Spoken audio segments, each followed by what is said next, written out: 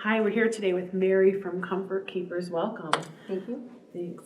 Why don't we start out by telling us a little bit about Comfort Keepers?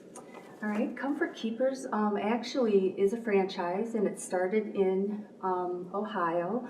A woman was working in skilled care and was getting in trouble for doing all the other homemaking, picking up, doing the laundry, extra load of laundry, and that's originally how Comfort Keepers started. She quit her job and started Comfort Keepers because she saw a need that Medicare wouldn't cover things such as doing the laundry, picking up a loaf of bread, grabbing the gallon of milk. And that's kind of how Comfort Keepers just originally started. Right, those services that are so important, that people really need. Absolutely. One thing that I noticed when I was looking at Comfort Keepers' website and learning more about your company was that you have what's called interactive caregiving. And I was hoping you could share a little bit about that with us. Well, we hope what sets us apart with our interactive caregiving is we're not just going in to do a task, but to enrich the person's life, whether it's doing a load of laundry. How do you want it done? How do you want your towels folded? Not just check, check, check. Trying to find out hobbies, or if they still, maybe they can't read anymore, and we can read to them or prepare a meal, because when you get older, it's, cooking for one when you used to cook for five, right, makes a huge difference. And being able to just fulfill some of those needs, because everyone's kind of spread all over the place now, and we're hoping to be more than just a caregiver, but to become a member of the family, a good friend, someone that they can count on and know that's going to be there consistently. Right. Now, your caregivers are called Comfort Keepers, and it looks to me like there's a very long list of qualifications that a Comfort Keeper has to have. Can you tell me a little bit how your caregivers are interviewed and brought on to provide care to your clients? Well, first of all, I have to start by saying is it has to be someone who's not necessarily looking for a job.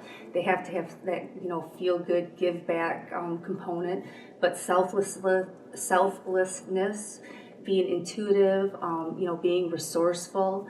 Trying to figure out those things, because sometimes it takes a few visits to uncover some of the layers. People are a little worried when they have someone new into their home, and it's kind of a scary process.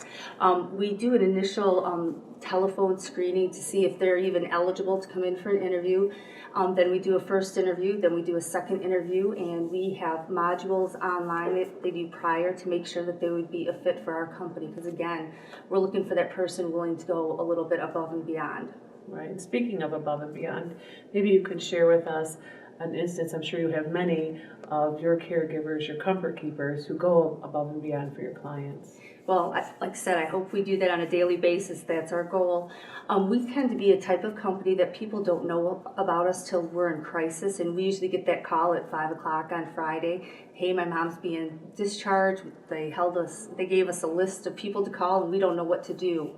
But consistently, we have clients that we take care of 24/7. Our oldest client, 103. Her son lives in Indiana. Her daughter lives out in Washington, and we're there 24 hours a day to just give her anything she needs. But our caregivers are willing to pretty much do anything, that can help and make a life better. Right, and I bet you're finding that a lot of the people who need care, their family is all over the country, and so how does Comfort Keepers help when the caregiver's family is not here in town?